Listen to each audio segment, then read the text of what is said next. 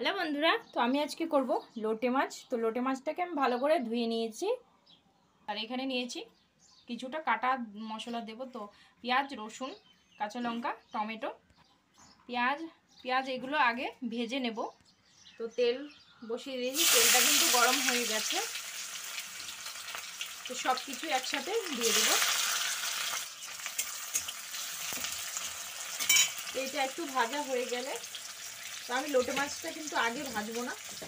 তো লোটে মাছ কিন্তু খুবই নরম, সবাই জানো, তো গলে যাবে। দিচ্ছি একটু নুন,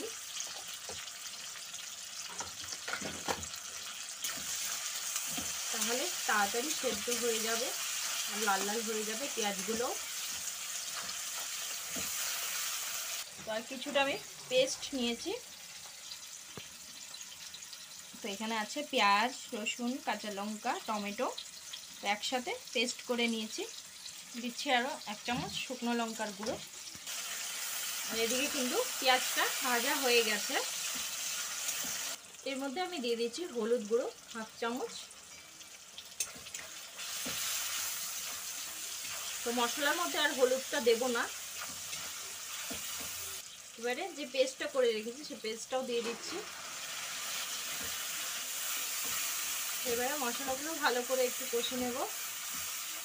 তো বাটিটা ধুয়ে আর একটু জল দিয়ে দিচ্ছি। তো এবারে দিচ্ছি নুন। আর লাগবে না, কারণ আগেও দিয়েছিলাম। তো মশলাটার থেকে যতক্ষণ তেল না ছাড়বে ততক্ষণে আমি দেব না লোটে মাছগুলো। এটা একটু ভালো করে কষিয়ে নেব। তো মশলা থেকে কিন্তু তেলটা ছেড়ে গেছে, দেখতে পাচ্ছ। তো কষানো কিন্তু হয়ে গেছে। তো এবারে আমি মাছগুলো দিয়ে দেব, কারণ আরও কিছুক্ষণ রান্না হবে, তখন ভালোভাবে কষানো হয়ে যাবে। হয়েই গেছে অলরেডি, কারণ তেলটা ছেড়ে গেছে। তো আমি এবারে মাছগুলো দিয়ে দিচ্ছি। তো মাছগুলো দেওয়ার পর বেশি নাড়াচাড়া করা যাবে না। তো হালকাভাবে একটু